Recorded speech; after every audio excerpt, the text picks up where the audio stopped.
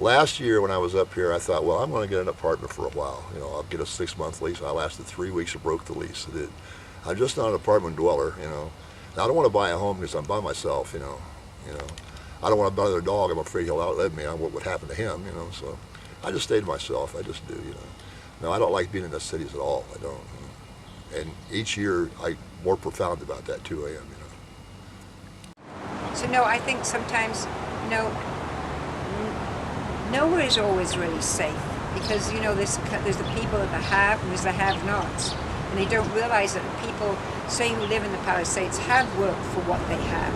I mean, people see, you know, you living in a house, it's big, and they think, well, you know, well, those people didn't work it, but they don't realize that people do work very hard for what they have.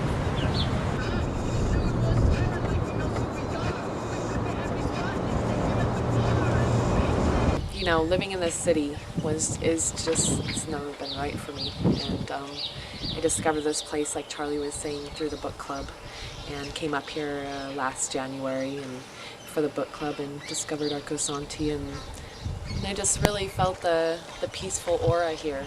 And having a child and struggling with being in the city and feeling like I couldn't protect my son, no matter what, you know.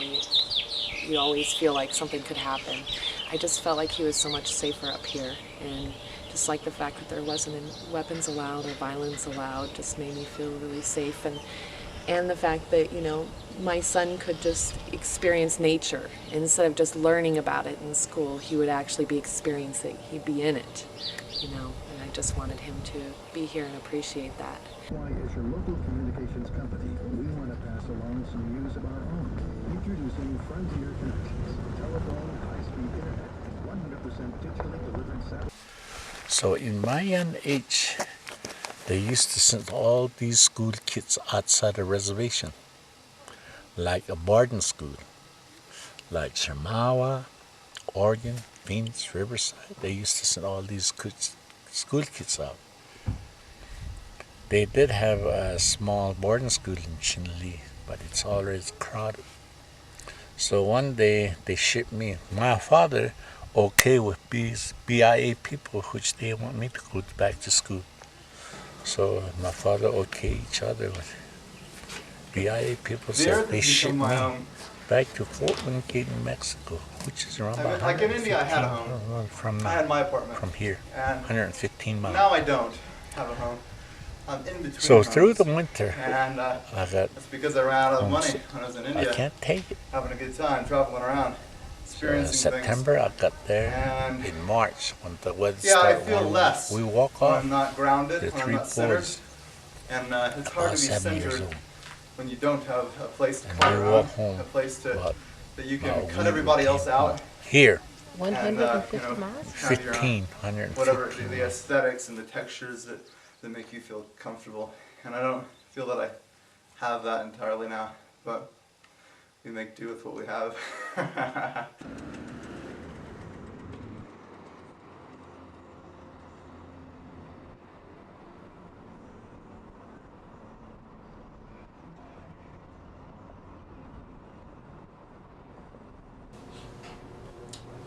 My father was a self-taught barber.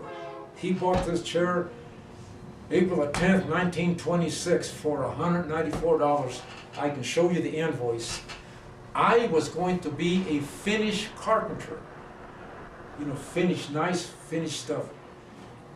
My father went broke during the Depression, and his building was closed from 1936 till I opened it up May the 22nd, 1950.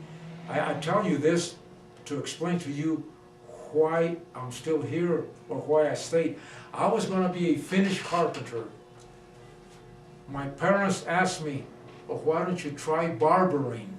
Your father's building is there, everything is there. So I tried barbering, and here I am. That's why I'm a barber. They asked me to be a barber, so I says, I'll try it, and I liked it.